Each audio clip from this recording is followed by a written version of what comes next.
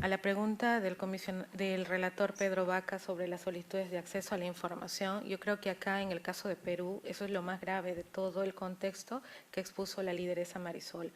En razón a que en lo que respecta al caso expuesto del Parque Nacional Cordillera Azul, los líderes de las comunidades quichuas desde el 2019 estaban buscando esa información sobre los bonos de carbono que internacionalmente se anunciaban en Inglaterra, sobre el parque, en otros países, y ellos no estaban enterados, ¿no?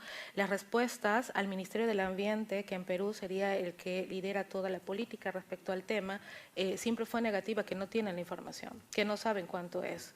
Y la cuestión fue tan escandalosa que nosotros recién en el 2021, cuando vemos una publicación del ministro del Ambiente de esa época, el señor Gabriel Quijandría, señaló en forma expresa que se había realizado la mayor venta de carbono en el Parque Nacional Cordillera Azul, y en mérito a eso nosotros volvimos a pedir información al Ministerio del Ambiente, al Servicio Nacional de Áreas Naturales Protegidas.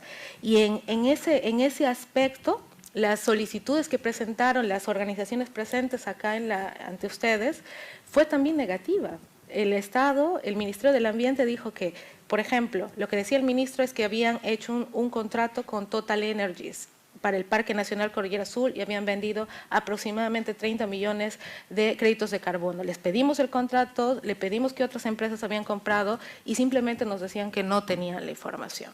Entonces, ahí hay un esquema en donde este es un caso donde vemos un área natural protegida que es administrada por un tercero, una ONG ambientalista que es CIMA, ¿no? Y que por ejecutor del contrato de administración es el que maneja la información. Entonces, cuando nos niega el Estado, le pedimos a CIMA.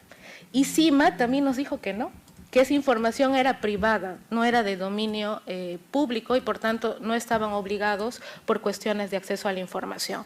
En ese sentido, es por eso que tuvimos que recurrir al Tribunal de Transparencia en el Perú, que es parte del Ministerio de Justicia, y en ese ámbito recién se le ordenó a CIMA, este tercero, ni siquiera al Estado, que se nos entregue el contrato y la demás información sobre los compradores de carbono y los números, ¿no? De cuántos créditos se habrían vendido y en cuántas cantidades de dinero. O sea, así de grave está el acceso a la información. Y este contexto se da en una situación donde el Estado peruano, si bien tiene una ley que desarrolla, ¿no?, los compromisos que ha asumido en la Convención Marco de Cambio Climático, aún no desarrolla los reglamentos que vendrían de alguna manera a regular y desarrollar en forma expresa todos los contenidos y compromisos del Marco de Varsovia y también de las salvaguardas de Cancún, con respecto, por ejemplo, a un registro nacional de medidas de mitigación que desde el 2019 no se aprueba. Un mecanismo interno de solución de controversias donde se pueda sancionar a las empresas que incumplan, ¿no?, el compartir la información, el rendir cuentas a los pueblos indígenas o a las personas interesadas, que tampoco existe.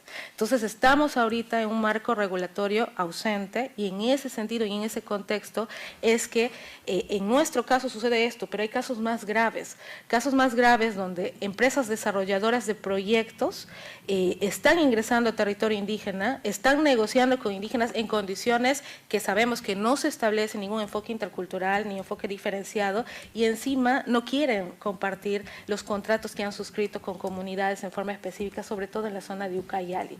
Eso también está pasando. ¿Quién es el encargado de entregar la información? ¿Quién es el obligado de entregar la información?